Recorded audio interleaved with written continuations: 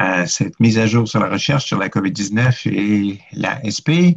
L'événement d'aujourd'hui fait partie d'une série de webinaires organisés par la Société canadienne de la SP. Merci de vous joindre à nous.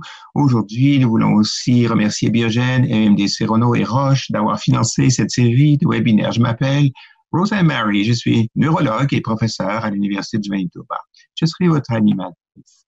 Avant de commencer, veuillez noter que le webinaire est enregistré et pourra donc être visionné ultérieurement à partir du canal YouTube de la Société canadienne. Le nom des participants demeure toutefois confidentiel et aucun renseignement personnel ne paraîtra. Si vous avez des questions pendant la présentation, veuillez les entrer dans la boîte de discussion qui apparaît à l'écran et les questions peuvent être soumises dans les deux langues. Nous tenterons de répondre au plus grand nombre de questions possibles. Nous ferons des grands efforts en ce sens. Veuillez noter toutefois que certaines réponses aux questions les plus fréquentes en lien avec l'ASP et la COVID-19 sont fournies déjà sur le site web de la Société de l'ASP. Par contre, aussi, les questions de nature personnelle, on ne peut pas y répondre ici. Dans ce contexte, nous vous recommandons donc de communiquer avec votre équipe soignante en cas de besoin. Comme introduction à notre webinaire aujourd'hui, j'aimerais vous donner un portrait général de ce qui va se passer pendant ce webinaire. Si vous voulez passer maintenant aux diapos que j'ai préparées. Alors, j'espère que vous pouvez voir la diapo que j'ai partagée. De façon assez générale, on va entendre trois conférencières qui travaillent pour nous aider à comprendre mieux la COVID-19 dans le contexte de l'ASP.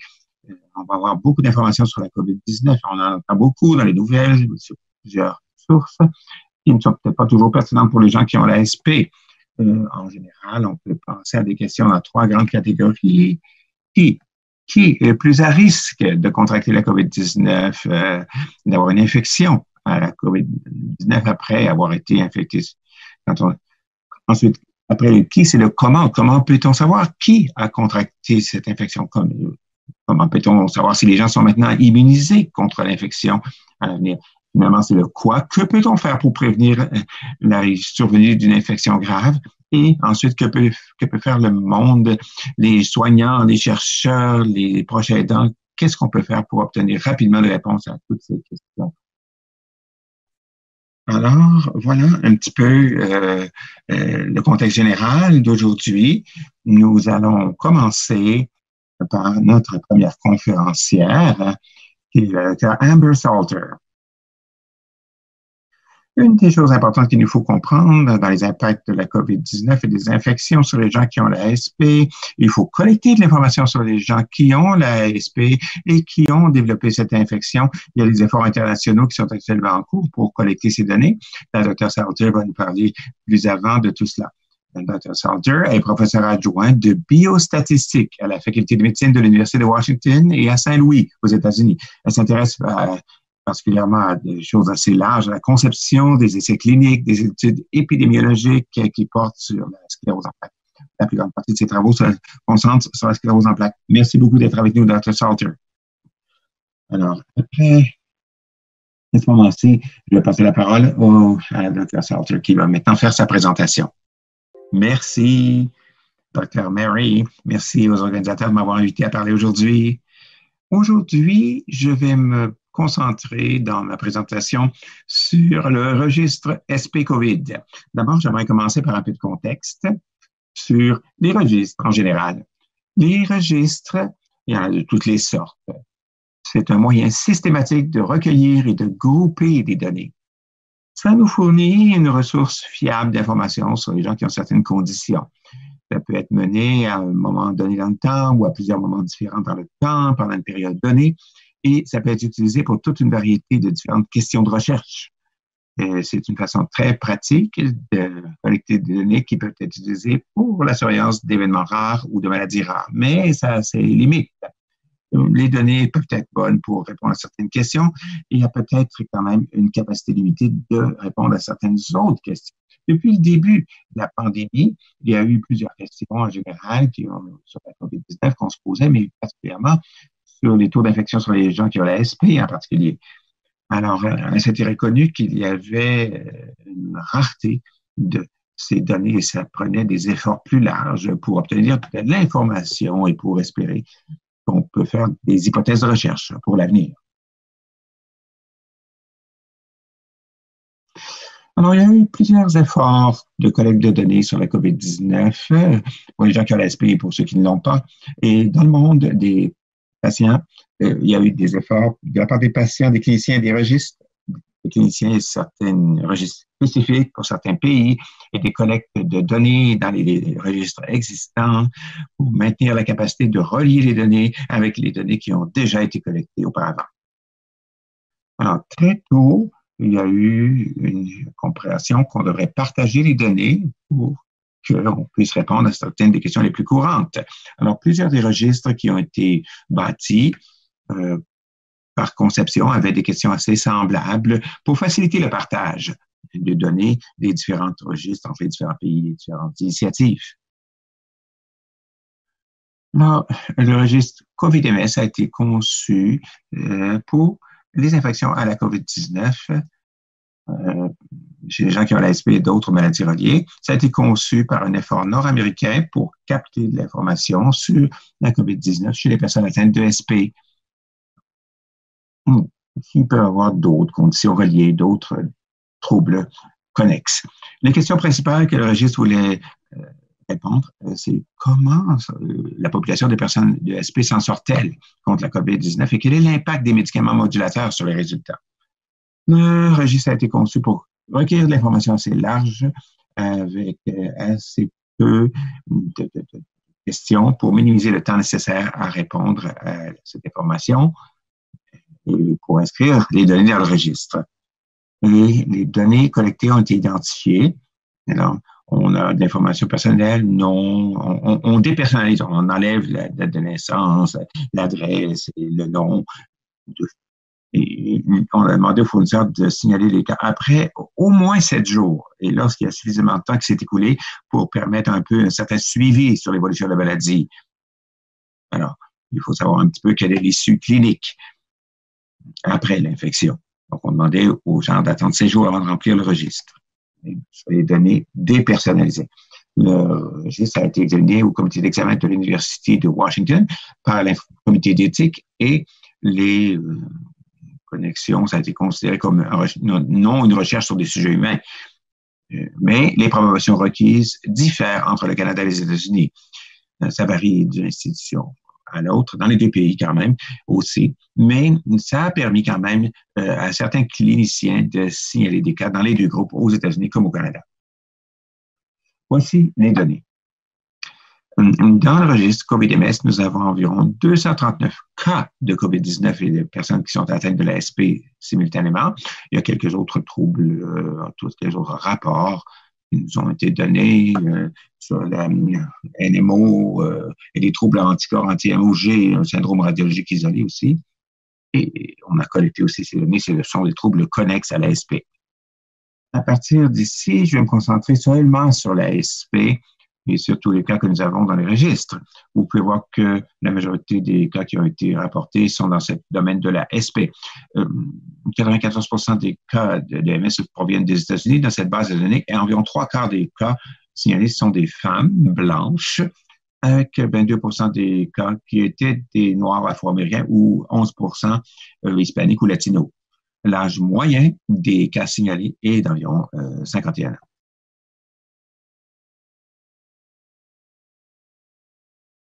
Il y a 3 cas des cas rapportés sont la forme cyclique de l'ASP, 19% la forme progressive secondaire et 6,4% la forme progressive primaire. Dans la plupart des cas signalés, c'est des gens qui prenaient des médicaments modulateurs. Et ils étaient positifs en laboratoire pour la COVID. Il y avait un test qui indiquait qu'ils avaient vraiment la COVID. Et les symptômes de COVID-19 qu'on signale le plus souvent, c'est la fièvre, la toux sèche et la fatigue.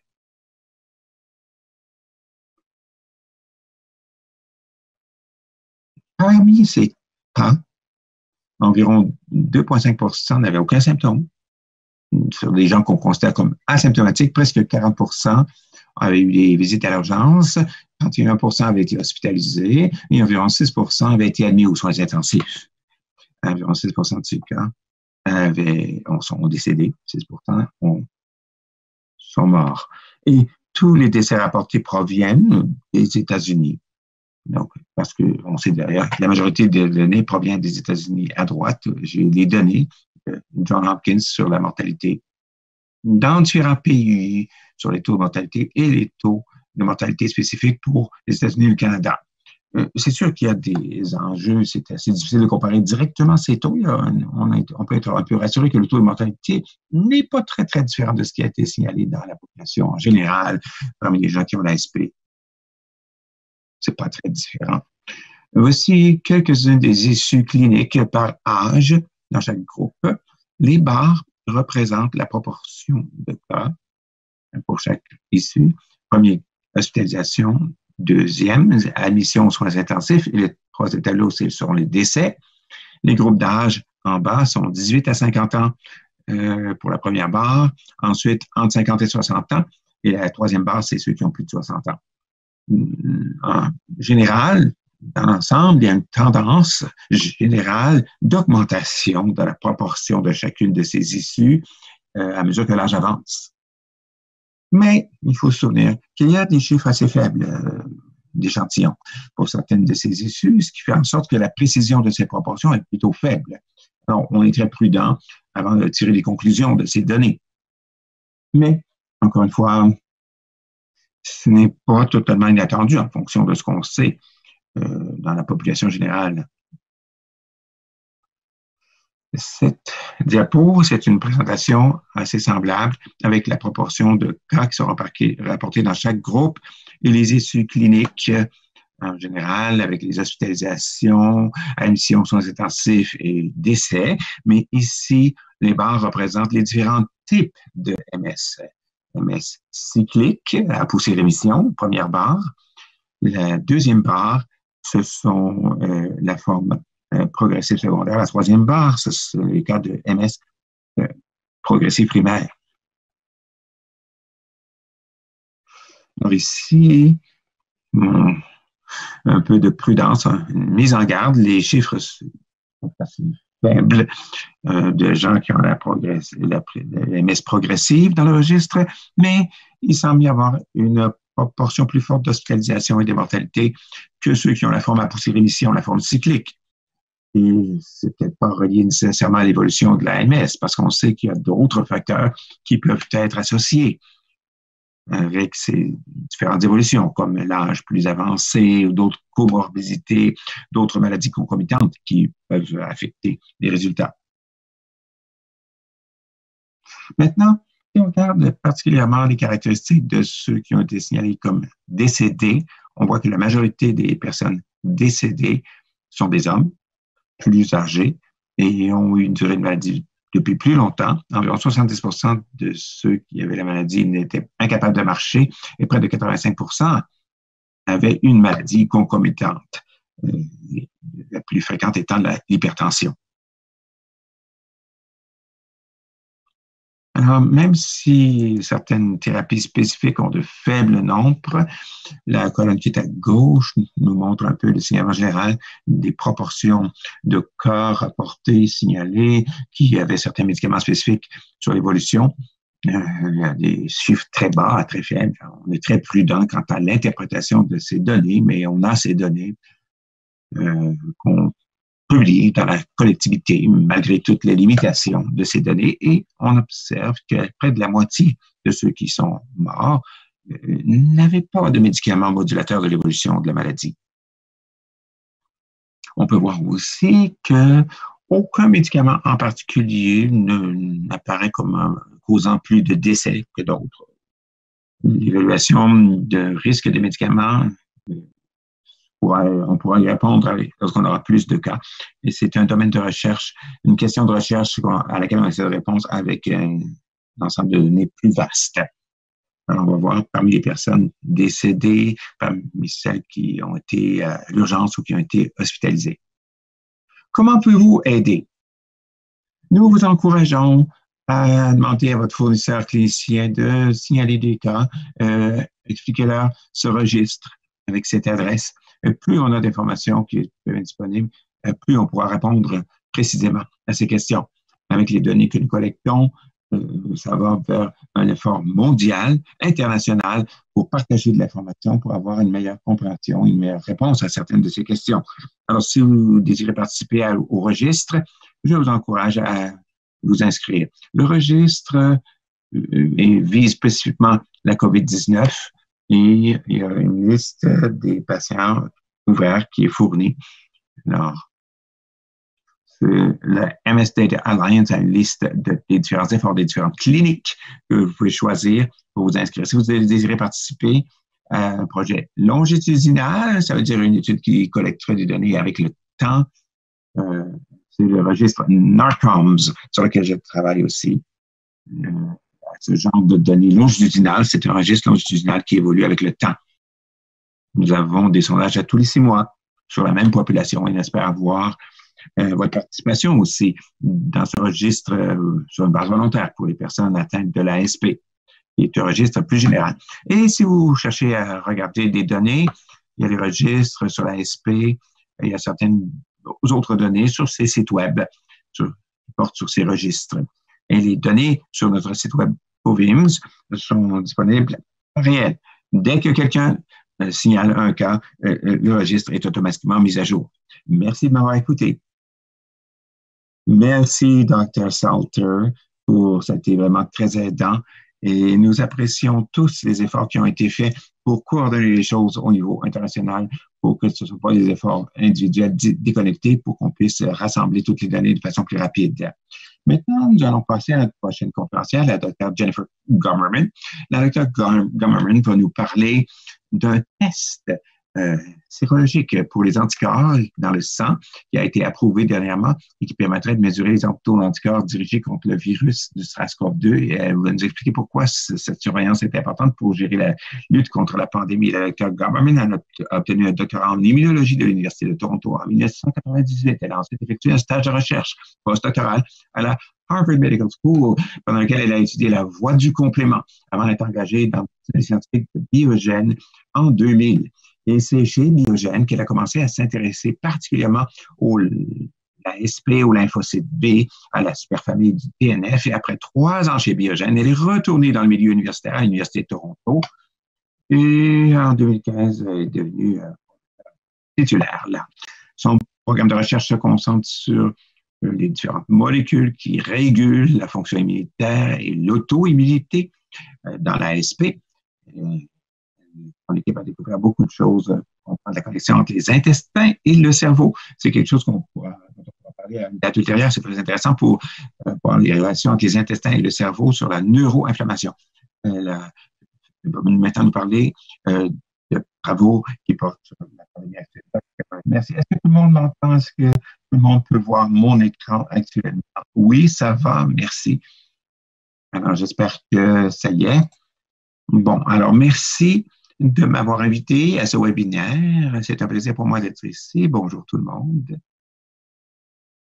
Alors, je vais maintenant, je ne parlerai pas de ma recherche sur le MS, mais plutôt sur nos efforts pour détecter les anticorps au coronavirus, à ce SARS-CoV-2. Et comme vous le savez, probablement, c'est vraiment très important dans notre arsenal pour combattre la COVID-19. Vous avez probablement entendu parler beaucoup des anticorps dans les nouvelles. Et récemment, Santé Canada a approuvé un test pour rechercher les anticorps dans le sang. Alors, on a commencé ce travail il y a quelques mois quand la pandémie a éclaté et on est en partenariat avec plusieurs personnes dans la ville de Toronto et on fait aussi avec des instituts de recherche pour rassembler des spécimens de patients pour utiliser pour détecter ces anticorps. Alors, c'est vraiment un effort d'équipe et j'aimerais remercier les gens qui nous ont aidés dans cette équipe. Vous savez déjà ceci, la COVID-19, c'est un coronavirus qui a changé toute la planète. C'est maintenant une pandémie mondiale et on a près de 7 millions de cas actuellement de cette maladie. Et c'est causé par le nouveau coronavirus qu'on appelle le SARS-CoV-2. Le SARS-CoV-2 est ce qui cause la COVID-19, le SARS-CoV-2. Et c'est un virus qui nous a tous obsédés depuis 4-5 mois. Et en fait, ce qu'il faut savoir, c'est que ce qui est plus rouge, c'est surface de la virus, c'est comme ça qu'on l'appelle corona, parce que c'est comme une couronne, ces petits spicules. Et ça, il y a des glycoprotéines de spicules. Pourquoi on s'intéresse aux protéines de spicules? Parce que c'est visible pour le système immunitaire. Et c'est contre ces glycoprotéines de spicules qu'on fait des anticorps. Si on regarde ces protéines de spicules, voici ce qu'on appelle une cristallographie de spicules, pour qu'on puisse véritablement, au niveau moléculaire, voir de quoi a l'air cette glycoprotéine de spicules. Il y a une partie là-dedans qui s'appelle le domaine de liaison. C'est une toute petite partie de cette protéine. Et c'est ça que le virus utilise pour entrer dans nos cellules.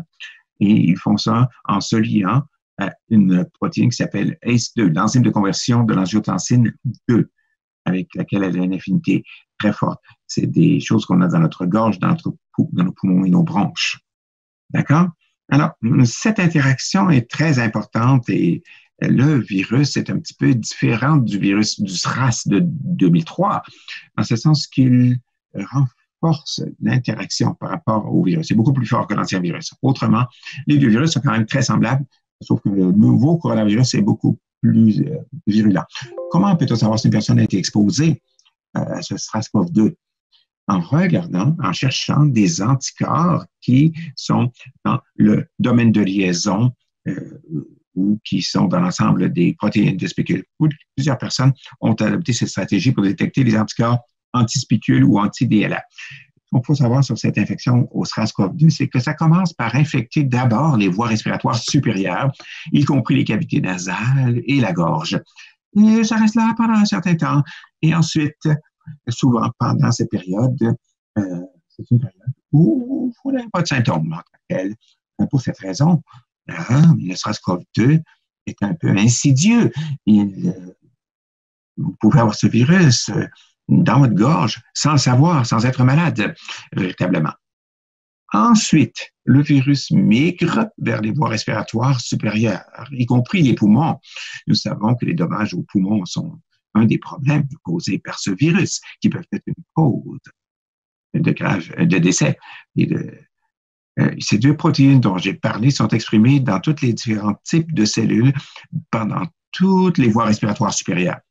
Alors, vraiment, ce qui va dicter la réponse d'une personne à ce virus, que si vous restez asymptomatique ou avec symptômes légers ou symptômes graves, c'est à quel point le virus se réplique et la réponse immunitaire de l'autre. C'est ça qui détermine la gravité de l'infection. Et une des choses qui nous intéresse beaucoup dans nos hypothèses dans mon laboratoire, c'est que est-ce qu'il y a quelque chose de spécial par rapport à la réponse immunitaire qui a lieu dans la cavité orale qui pourrait faire en sorte que l'empêcher le virus d'aller dans les poumons?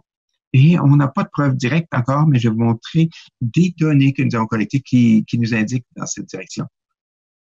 Si vous regardez n'importe quel manuel d'immunologie et vous regardez ce qu'est la fonction des anticorps, les anticorps sont des molécules qui sont nos cellules immunitaires qui réagissent au virus et qui préviennent le virus d'entrer dans nos cellules.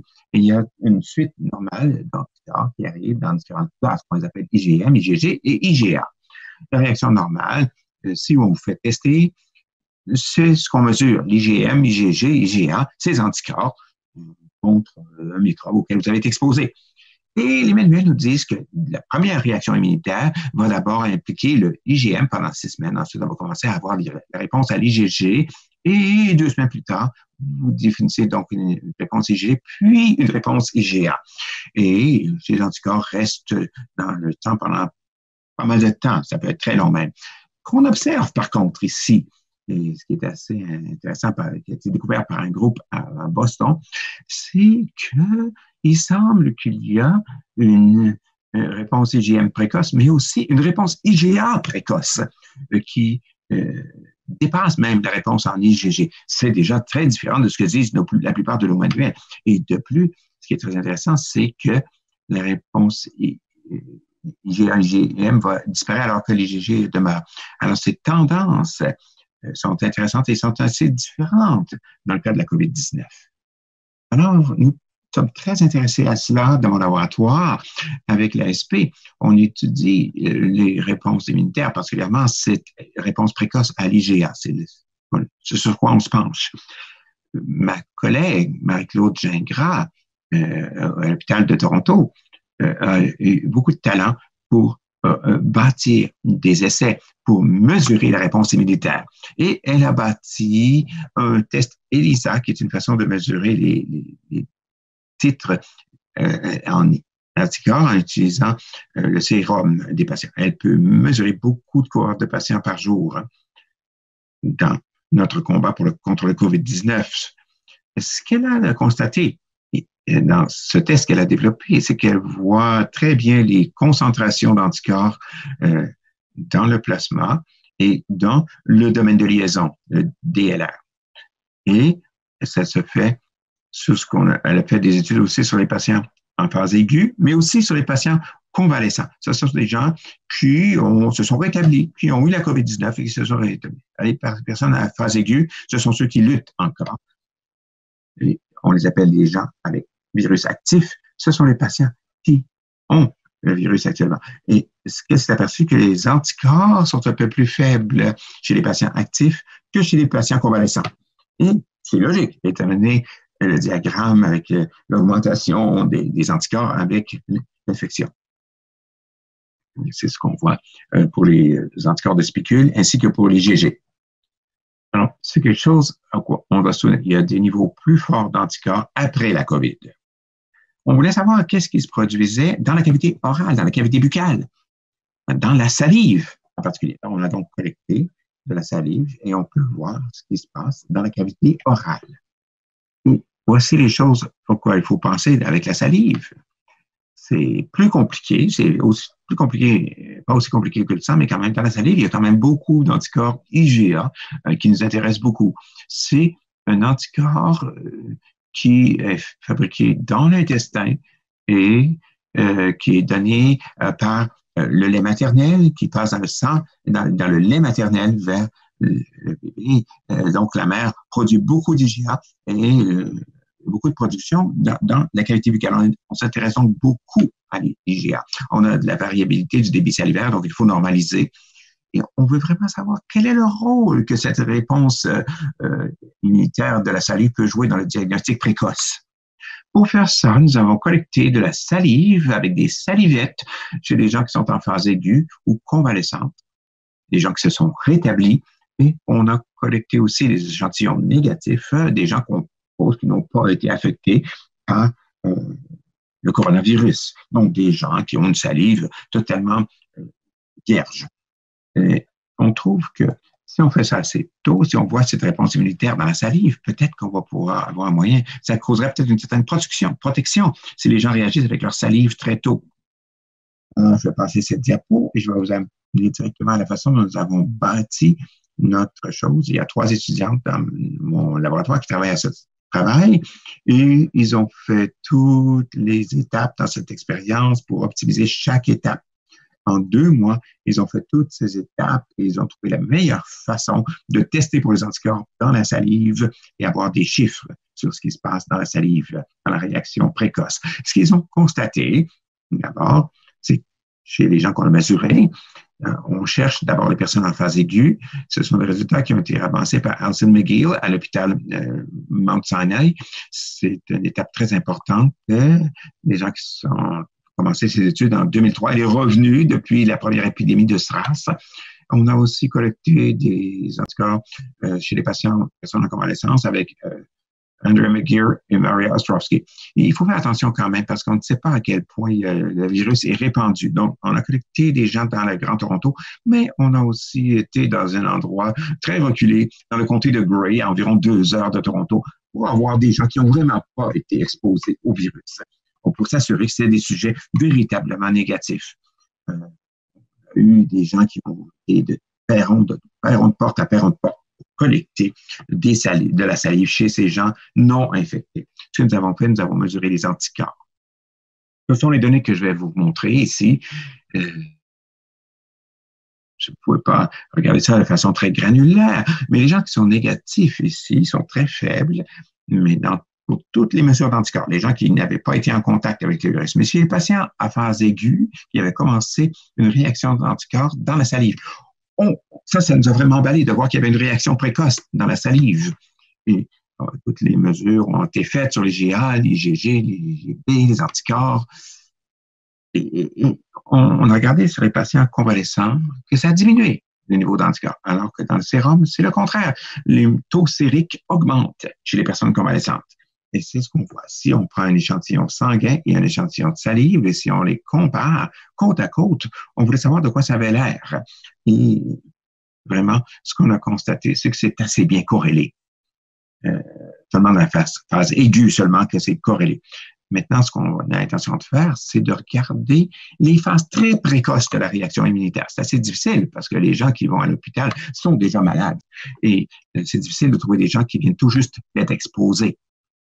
Donc, pour faire ça, il faut tirer profit des contacts. Ce que c'est que si quelqu'un vient à l'hôpital, immédiatement, on veut retracer tous les contacts que cette personne a eus.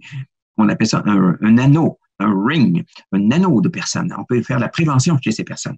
Et on commence tout de suite à collecter des échantillons de salive chez ces personnes pour se voir tout de suite quelle est la phase précoce de la réaction immunitaire.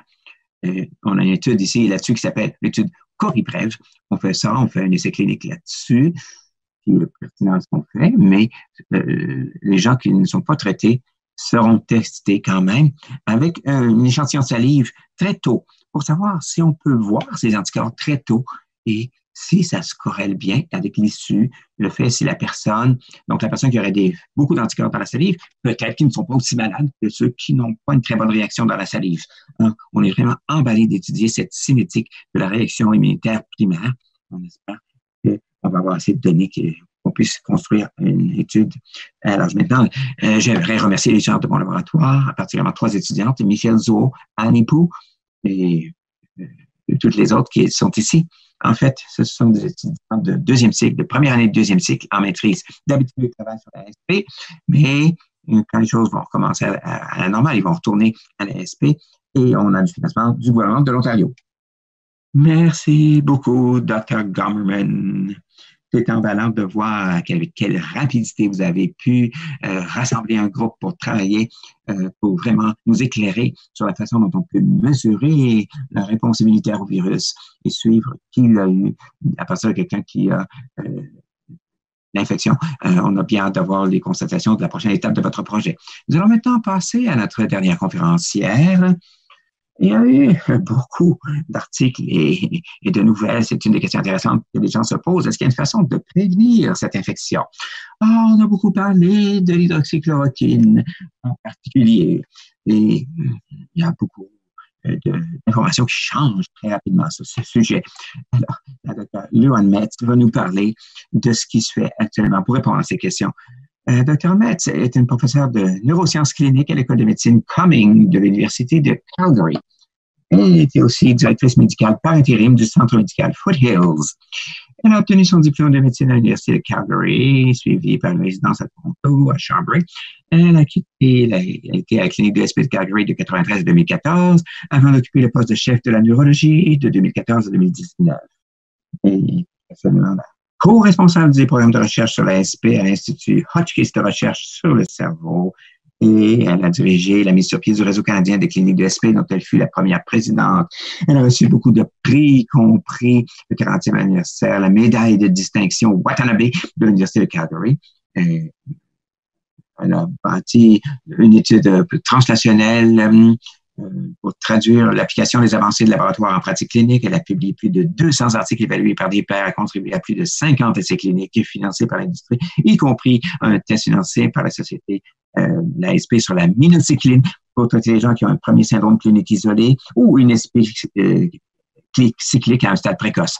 Aujourd'hui, elle va nous parler d'un essai sur lequel elle travaille et qui est relié à l'utilisation de l'hydroxychloroquine dans les cas des infections à la COVID-19. Maintenant, je vais passer la parole à la docteure Metz.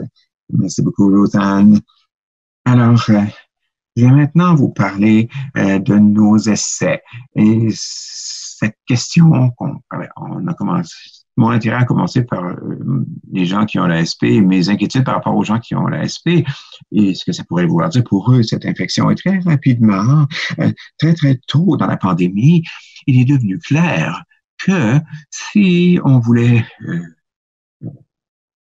éliminer ou éradiquer, si on voulait là, essayer de prévenir, disons, l'infection par la maladie pour aider les personnes qui ont cette infection, ainsi que pour les garder à l'extérieur de l'hôpital et préserver leur qualité de vie dans la société, il fallait traiter les gens très tôt de façon préventive.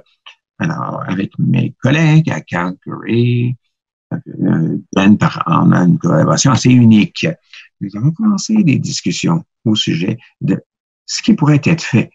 Et comme il y avait personne encore qui n'avait fait d'essai en stade précoce, moi-même et mes collègues, Michael Hill, qui est un autre neurologue formidable qui fait beaucoup d'essais internationaux, on s'est dit, si on le fait, on va le faire. On va avoir l'appui de toute l'équipe des maladies infectieuses pour avoir l'accès aux patients. Et nous sommes entrés en partenariat avec notre département de santé publique, notre ministère de santé publique, qui est un des ministères de la province de l'Alberta. Et nous avons commencé cet essai clinique sur l'hydroxychloroquine. Alors, ce dont je vais vous parler aujourd'hui, c'est d'essayer de répondre à certaines des questions pour savoir si on devrait prendre ou si vous devriez prendre de l'hydroxychloroquine. Est-ce que moi, je devrais prendre de l'hydroxychloroquine pour prévenir l'infection par la COVID-19? Oui, parfait, merci. Alors, je m'excuse de cette bavure. Dans mes autres webinaires, souvent les gens faisaient ça pour moi. Alors, j'apprends. Donc, j'ai quelques diapos maintenant. Je vais les passer très rapidement parce que je sais que les questions sont très importantes pour les gens. Alors, ce dont je veux parler actuellement, c'est que je vais vous parler un peu à quel point est-ce que ce médicament pourrait être utile. Ensuite, je vais dire, c'est quoi l'hydroxychloroquine? Est-ce que c'est tolérable? Est-ce que ça a beaucoup d'innocuité? Est-ce que c'est dangereux? Qu'est-ce qu'on peut faire avec la COVID-19 avec ça? Et à quel point ça peut être utile? Où est-ce qu'on en est maintenant? Bon, il y a 3 étapes par lesquelles on pourrait traiter la COVID-19. On pourrait faire ça pour prévenir, un médicament préventif, un peu comme on fait avec la médication contre avec la grippe, pour prévenir les poussées, les inflammations ou les événements inflammatoires. On peut utiliser l'hydroxychloroquine peut-être pour faire un traitement précoce. On peut faire très tôt lorsque la maladie survient. Ce serait le cas où la personne a certains symptômes tout d'un coup et on confirme que c'est la COVID-19. Et finalement, est-ce qu'on peut traiter les gens avec l'hydroxychloroquine une fois qu'ils ont la maladie de façon grave et réduire leur temps d'essai, retourner plus rapidement au rétablissement? Qu'est-ce que l'hydroxychloroquine? Ce sont des comprimés, des capsules qui est disponibles en plusieurs marques. Ça peut se prendre en différentes doses et utiliser pour le traitement de diverses maladies. Ça demeure dans le sang pendant plusieurs semaines. Et donc, c'est très utile. Malaria. Au début, là, si vous voyagez en Afrique, si vous allez dans les endroits où il y a de la malaria, vous avez déjà pris ce médicament. Et vous ne le prenez que pendant 5 jours, avant que vous êtes arrivé, et vous n'avez pas à prendre le traitement pendant que vous êtes en Afrique. Et ce qui est merveilleux, c'est que ça a des propriétés antivirales assez très fortes et des propriétés immunomodulatrices. L'utilisation la plus courante de l'hydroxychloroquine aujourd'hui, c'est pour les gens qui ont l'arthrite rhumatoïde. Et c'est souvent un des traitements préventifs précoces qu'on donne aux gens lorsqu'ils ont ces conditions d'arthrite rhumatoïde. Et beaucoup de personnes utilisent l'hydroxychloroquine. Il y a le lupus aussi. La plupart des chloroquine avec d'autres médicaments. Est-ce que c'est sécuritaire et tolérable? Il y a beaucoup d'effets indésirables quand même. Des effets négatifs assez courants qui se produisent chez au moins 10% des gens qui prennent l'hydroxychloroquine. Il y a de la nausée, des vomissements intenses, quelquefois des douleurs gastriques et quelquefois des maux. Ces effets secondaires ont tendance à diminuer lorsqu'on ne prend plus le médicament. Même s'il reste dans le sang, les effets secondaires indésirables disparaissent souvent. Alors, on parle d'effets secondaires qui peuvent arriver pendant quelques premiers jours. On prend les médicaments pendant 5 jours. Après ça, ça se calme. Un des problèmes, c'est que certains de ces effets secondaires sont aussi des effets secondaires de l'infection à la COVID. Alors, il faut penser que ça peut être quelque chose qui provient de la COVID et peut-être quelque chose qui ne pourrait pas fonctionner chez une personne qui a la COVID parce que ça augmenterait les effets indésirables. C'est contre-indiqué pour les gens qui ont une maladie hépatique grave. On veut éviter de graves dommages au foie C'est contre-indiqué aussi pour les gens qui ont une insuffisance cardiaque ou une arythmie cardiaque. Alors, c'est mauvais pour les gens qui ont une maladie du foie parce qu'ils ne métabolisent pas correctement ce médicament. C'est mauvais pour les gens qui ont une grave maladie cardiaque parce qu'une des choses que ça peut faire, c'est que ça peut causer des interruptions dans la conduction électrique du cœur. C'est-à-dire que le battement cardiaque arrête de battre parce qu'il y a un signal électrique qui ne fait pas le suivi. On ne veut pas que ça interfère avec le rythme cardiaque et faire en sorte que les gens s'évanouissent ou décèdent. Ça peut causer des arythmies cardiaques, même chez les personnes qui n'ont pas de grands problèmes cardiaques, mais qui prennent des médicaments qui peuvent interagir avec l'hydroxychloroquine. Alors, c'est très important. Si vous voulez utiliser ce médicament, on demande aux gens quels sont leurs antécédents de problèmes cardiaques et aussi quels sont les autres médicaments qu'ils prennent. Mais si on exclut ces conditions, grave maladie du foie ou du cœur, c'est quand même un médicament très sécuritaire. Alors, pourquoi est-ce qu'on envisage ce médicament? D'abord, si on veut intervenir rapidement dans cette pandémie, on a besoin de penser à des médicaments qui sont déjà disponibles sur le marché. Si on est obligé d'attendre des années pour qu'un médicament soit disponible, là, c'est pas aussi utile. L'autre chose qui est bien avec l'hydroxychloroquine, c'est que c'est abordable et largement accessible. Ça pourrait être disponible n'importe où, partout au pays, au Canada et dans des pays qui ont un accès très limité à certains médicaments. Souvent, ils sont très pauvres, qui n'ont pas beaucoup d'argent. Donc, ça nous donne une belle option. C'est bien connu en laboratoire que ça calme les patients du coronavirus. Dans l'introduction dans les cellules, d'après la conférence de la docteur Gomerman, on voit que dans les phases précoces, c'est lorsque le coronavirus est dans le corps et se réplique et se reproduit. Et c'est surtout dans nos voies respiratoires supérieures que ça se produit. Et c'est là où on n'a pas encore une maladie grave. Et on pourrait empêcher le virus de se reproduire. Si on pouvait faire ça, il y aurait une bonne chance que ça pourrait empêcher les gens de passer à la forme grave de la maladie qui va dans les poumons. Et l'autre chose importante, c'est que ça module ou ça calme le système immunitaire. Ça, c'est important. Une des choses qui causent beaucoup de symptômes de la COVID-19, c'est une réponse immunitaire exagérée. Alors, une réponse immunitaire massive est souvent ce qui cause beaucoup des formes les plus graves de la maladie, beaucoup des décès dus à la maladie. Alors, ce médicament a aussi un effet calmant qui module le système immunitaire pour le rendre plus calme. On sait aussi que l'hydroxychloroquine a été utilisée pendant la première épidémie de SARS à Hong Kong et la grippe Hong Kong à Toronto en 2003. Mais ça a été utilisé seulement dans les études de cohorte. Il y a des gens qui l'ont pris, des gens qui l'ont pas pris, il y a double insu, il y a beaucoup de essais cliniques. Et il y a toujours beaucoup de biais pour savoir qui va l'avoir ou pas. Parce que fort probablement, ça serait des gens qui avaient d'autres maladies ou d'autres facteurs qui déterminaient les choses. Donc, on ne sait pas vraiment si ça a été efficace ou pas en 2003. Ça a l'air prometteur, mais c'est tout ce qu'on peut dire. Il y a aussi certaines études précoces de l'hydroxychloroquine qui ont été faites au tout début de la COVID-19. Aucun de ces essais n'était des essais randomisés à répartition aléatoire. Et on avait tendance à donner le produit à des très fortes doses. Beaucoup de gens utilisaient un médicament qui s'appelle la chloroquine. Et la plupart des essais ont été réalisés auprès des patients hospitalisés. Alors, il est probablement trop tard à ce moment-là quand les patients sont hospitalisés pour vraiment optimiser l'efficacité du médicament. Alors, bon, qu'est-ce qui se passe maintenant? Où en est-on? On a fait une étude. C'est une étude à double insu contrôlée avec placebo, avec groupe témoin.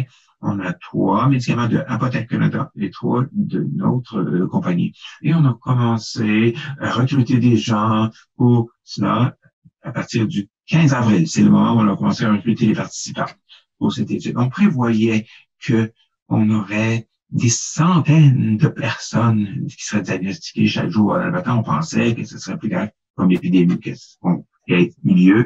On faisait une étude avec des gens qui avaient reçu un test positif de la COVID-19. Et ce qui s'est passé ensuite, c'est que les tests étaient toujours dans le système de santé en Alberta et les gens dans le système de santé ensuite contactaient chaque personne le lendemain, tous ceux qui avaient eu des tests positifs et leur demandaient la permission de donner leurs coordonnées à nos chercheurs.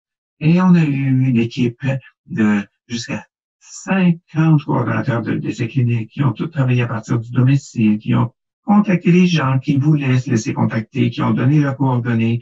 Et après leur avoir parlé de cette étude, on les a formés pour leur sécurité et leur admissibilité pour les recruter dans l'essai. Alors, à ce moment-ci, à ce moment-là, actuellement, on a déjà recruté un certain nombre de patients, mais pas autant qu'on en aurait eu besoin ou qu'on pensait en avoir. On a eu de grandes difficultés avec beaucoup de mauvais articles sur l'hydroxychloroquine. Beaucoup de personnes qu'on contactait avaient peur de prendre ce médicament à cause de ces nombreux articles négatifs. Alors, beaucoup de personnes ne l'ont pas pris. On a eu des défis assez graves, en ce sens qu'on a eu des gens qui avaient accepté de le prendre et par la suite sont retournés chez eux, mais après avoir vérifié, ils avaient changé d'idée et ils ne l'ont pas pris. Et c'est une des raisons, parce qu'il y avait souvent leur avait dit qu'il ne pouvait pas faire partie de l'essai clinique. Alors, c'était vraiment des difficultés très, très, très spéciales qu'on n'a pas normalement, en particulièrement parce qu'on pressait les gens, parce qu'on avait besoin de les tester rapidement. Peut-être qu'on pressait un peu trop les gens. Et parce qu'ils n'avaient pas de relation avec nous auparavant, alors on était des inconnus pour eux. Alors, ça fait toujours un peu peur dans ce temps-là. Au 3 juin, il y a eu une étude qui a démontré cet médicament-là ne prévient pas l'infection. Il est peu probable que l'hydroxychloroquine va permettre de prévenir l'infection chez les personnes exposées. Mais dans c'est un grand essai de personnes qui n'avaient pas la COVID-19 et qu'on l'a testé après l'infection. Donc, ça nous dit que l'utilisation de ce médicament en prévention n'est pas vraiment quelque chose de probable du tout. Ça serait probablement pas utile. Ce n'est pas du tout quelque chose qu'on va utiliser comme le prophylaxie, comme le président Trump l'a fait. Bon. Il y a aussi d'autres essais en cours actuellement sur les stades précoces de la maladie. Tous ont beaucoup de difficultés, encore une fois, à cause de l'image publique très négative de ces médicaments, mais aussi parce que le nombre de cas diminue actuellement. Alors, on travaille avec les autres enquêteurs pour essayer de rassembler nos données, un peu comme ce que fait le Data Center pour les données de registre. Il y a aussi une étude qui a examiné les bénéfices chez les patients hospitalisés. Et je dirais que une des études qui a été complétée a démontré qu'il ne semble pas y avoir de preuves davantage chez les patients hospitalisés, mais d'autres indiquent que c'était vraiment très bon et formidable. Alors, il y a beaucoup d'articles publiés dans The Lancet, qui est une très bonne revue, qui a signalé que quand ils ont regardé des données provenant de presque 100 000 patients dans le monde, ils ont rapporté qu'il y avait une 30% d'augmentation de décès chez les personnes qui avaient pris ce médicament. Mais dans la semaine qui a suivi, cet article a été retiré de la revue de Lancet et ça a été contesté. Et il y a une grosse enquête qui a lieu actuellement sur tous ces travaux qui ont été faits par le passé, parce qu'il semble que c'était une fausse étude, des fake news. On ne sait pas, n'est pas encore allé au fond de l'histoire, mais ça rend le tout très, très difficile. Et ça rend notre travail très difficile, même s'il semble que ce n'était pas de bonnes nouvelles, mais c'est une fausse nouvelle, nous ont beaucoup nuit. Alors, c'est là où on en est actuellement. On essaie de recueillir des données. Une autre étude est mise sur la glace pour l'instant. D'autres études d'un type assez semblable essaient de continuer. Il y a une étude canadienne qui recrute encore, surtout à Montréal, où il y a encore des nouveaux cas, mais pour avoir la réponse pour savoir si c'est efficace, on pense rassembler des données surtout en Amérique du Nord et on espère aussi au Royaume-Uni. Et on va voir si on a assez de données des gens qui ont déjà été recrutés pour pouvoir répondre à ces questions, ou si on devrait nous tenir à carreau, si on a une autre euh, éclosion, on se mettrait à recruter plus de gens pour vraiment obtenir une réponse. Parce que si on avait un traitement précoce, ce serait important pour les gens en général qui sont infectés. Et c'est encore plus important pour les gens qui seraient plus à risque d'infection même. Alors, on reste assis au bord de notre chaise, on essaie d'espérer qu'on va avoir une réponse, mais on est bloqué parce qu'il y a des problèmes émotionnels qui font obstacle, et c'est les bonnes nouvelles qui manquent dans notre cause. Merci beaucoup de m'avoir écouté, et j'ai hâte de revenir à ma recherche sur la sclérose en plaques, qui a été un peu retardée par tous ces événements de l'épidémie de la COVID-19. Merci, Dr. Metz. Merci de cet exemple des défis, des difficultés quand on essaie de faire avancer les choses très rapidement. Ce qui peut se produire quelquefois de l'autre bout du spectre quand on veut faire du counseling aux gens. Ça explique bien ce qui se passe. Maintenant, nous allons avoir un peu la chance de répondre à certaines questions. Je vais les diriger aux différents conférencières. Je ne pense pas qu'on a le temps de répondre à toutes les questions d'aujourd'hui, mais on va en faire autant que possible. La première question, je vais la diriger vers le docteur Gomerman, parce que ça parle de sérologie. Une de nos personnes sur Facebook dit qu'il faut faire attention d'avoir de petits nombres de participants dans ces études de sérologie. La question est la suivante. Est-ce que les chercheurs essaient d'offrir des tests sérologiques aux personnes qui ont l'ASP ou d'autres groupes qui pensent qu'ils ont déjà eu la COVID-19, mais ça n'a pas été confirmé de façon clinique comme infection? Ou est-ce que vous allez juste regarder vers l'avenir au lieu de regarder vers le passé? Merci, très bonne question. Et je commence à recevoir des courriels déjà de personnes dans la collectivité qui m'ont vu aux nouvelles ou quoi que ce soit et qui me disent j'aimerais bien que vous testiez mon sang. La question, c'est non, je ne peux pas directement tester votre sang. Je ne suis pas un médecin moi-même. Le collecte de spécimens doit se faire par les médecins, mais qui vont ensuite faire rapport à mes collègues. Cependant, on est un peu submergé actuellement. Les médecins sont submergés, comme vous le savez. J'aimerais insister sur le fait que ce que l'on fait avec le docteur Gingras, c'est de la recherche. Alors, c'est pas mené par des gens qui sont en santé ergonomique ou par la santé publique de l'Ontario ou quoi que ce soit.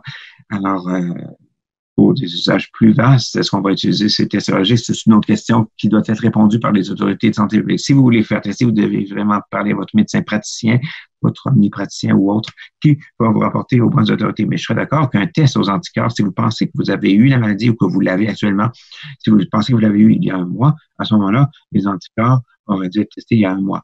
Parce que les échantillons nasaux et pharyngés ne sont pas efficaces après un mois après l'infection, ce serait vraiment le sang. Une question maintenant pour le docteur Metz. Pourquoi est-ce que ce serait correct de continuer nos médicaments comme le Divis si ces médicaments sont censés prévenir le système immunitaire de causer des dommages au cerveau pour endommager la myéline? Alors, est-ce que ça ne veut pas dire que ça peut compromettre notre capacité de combattre des infections comme la COVID-19 si on arrête les médicaments modulateurs? Excellente question. Alors, tout le monde veut savoir que tous les médicaments que vous prenez sont sécuritaires, sans danger.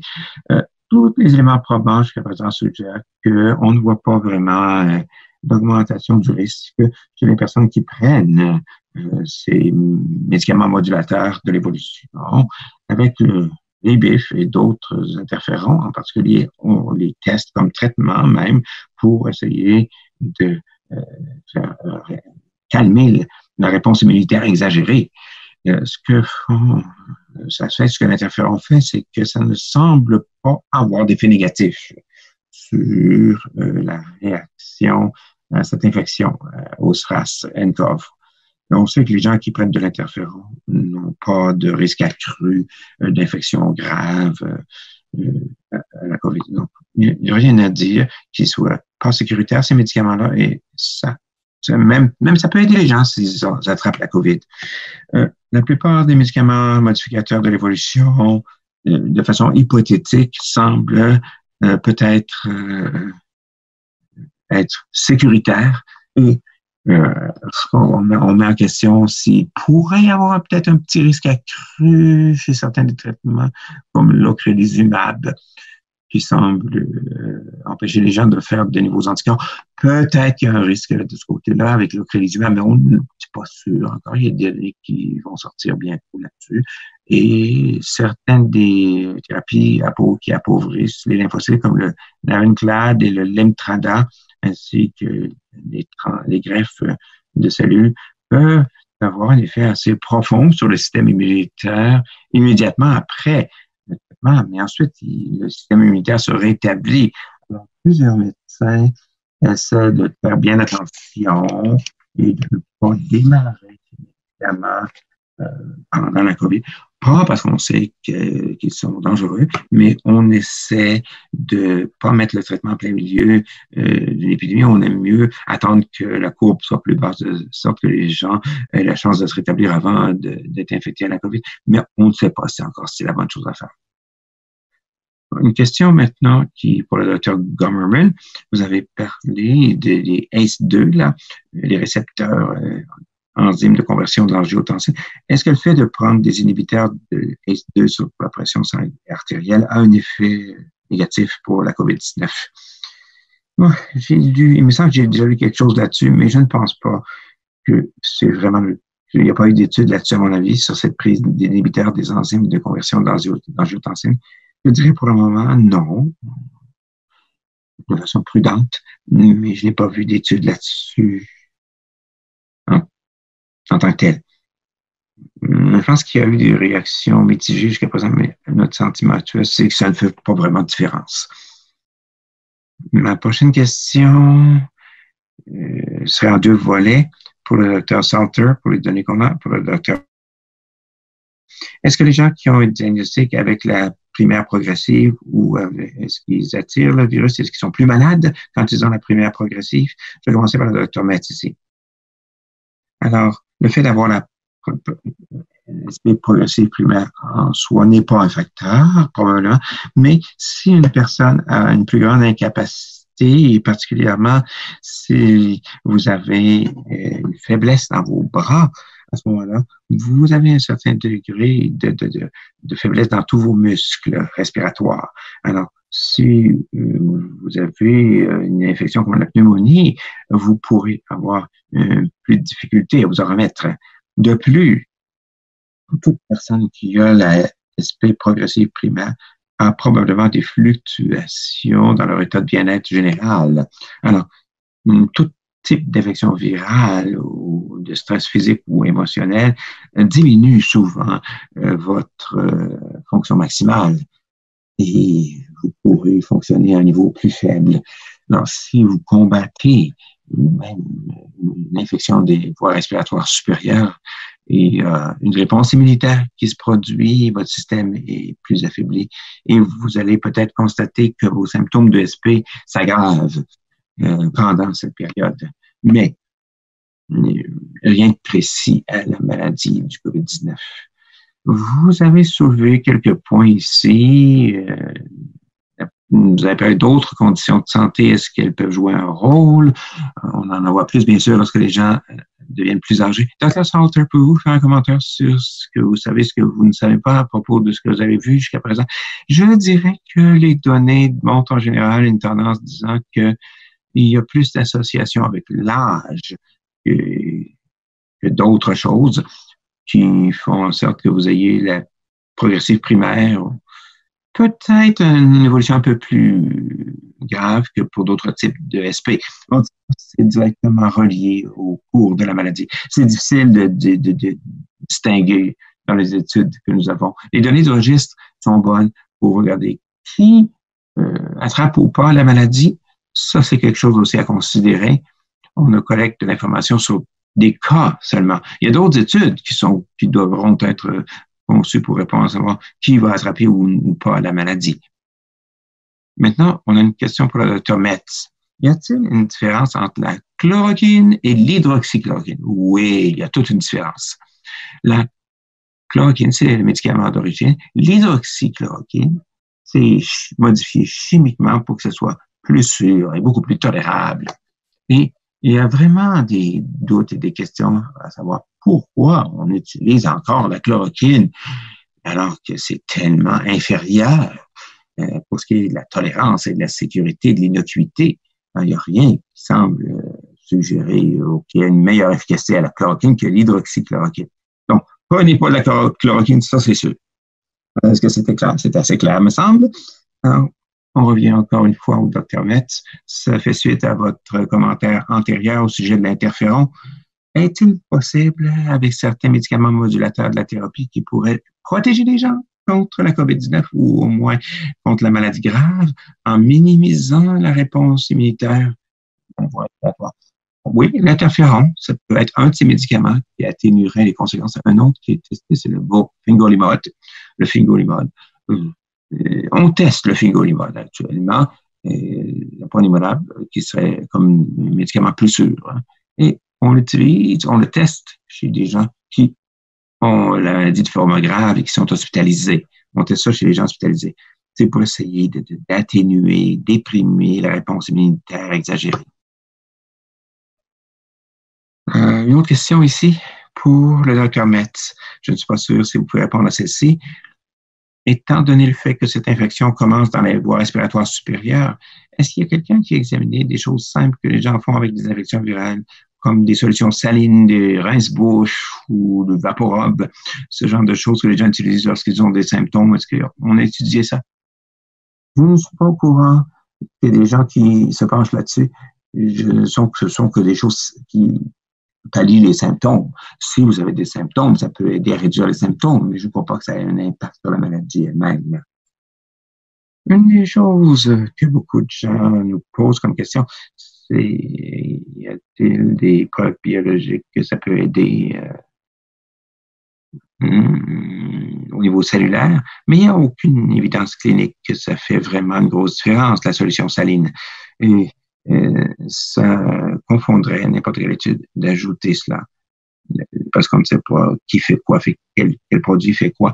Et tant qu'on n'a pas d'éléments probants, on ne veut pas avoir du zinc. Les gens nous parlent du zinc ici, alors ça peut causer des choses assez graves. Alors, faire prendre du zinc aux gens, on veut pas que les gens on veut que les gens gardent leurs médicaments, mais on ne veut pas que les gens prennent du zinc, mais ça confondrait, ça mêlerait les cartes complètement. Alors maintenant, on attend de voir s'il y a des questions supplémentaires. J'aimerais poser une question maintenant au Dr. Salter.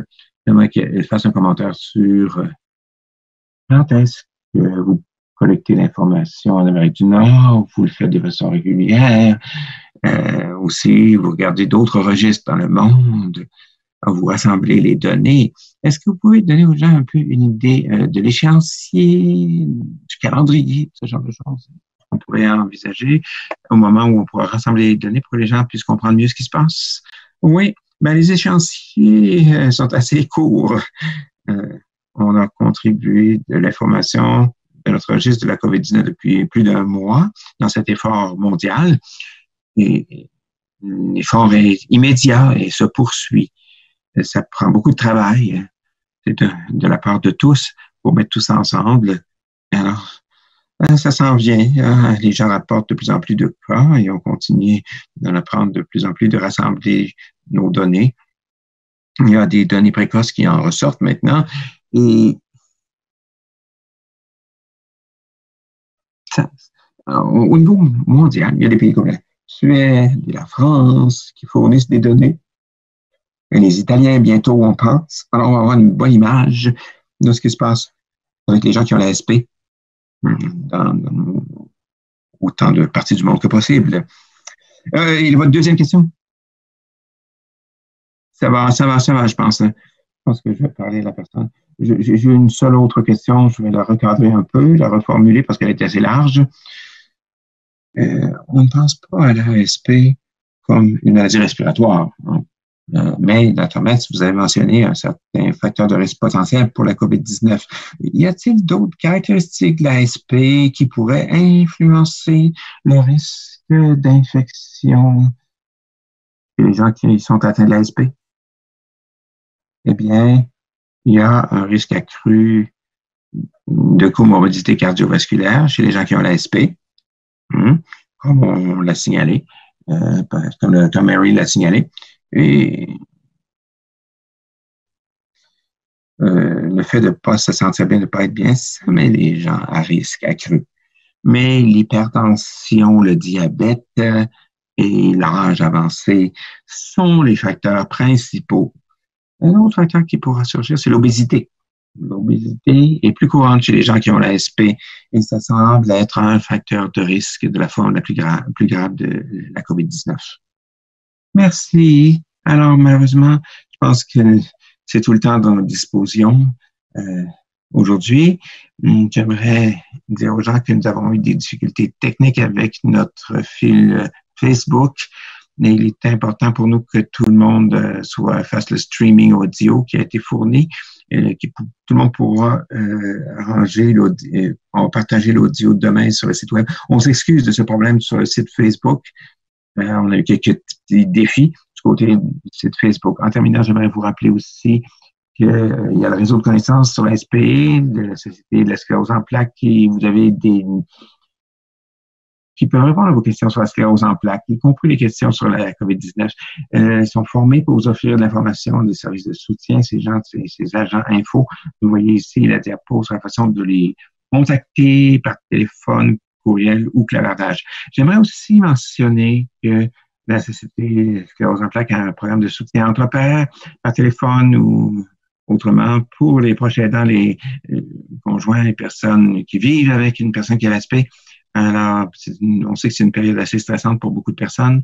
C'est important de tendre la main vers d'autres pour s'assurer que vous avez le soutien dont vous avez besoin. Les enregistrements de tous les webinaires récents sur la COVID et l'ASP sont disponibles sur la section COVID-19 du site web de la sclérose en plaques de la Société de l'ASP et sur le YouTube. Et finalement, vous allez recevoir un sondage après ce webinaire.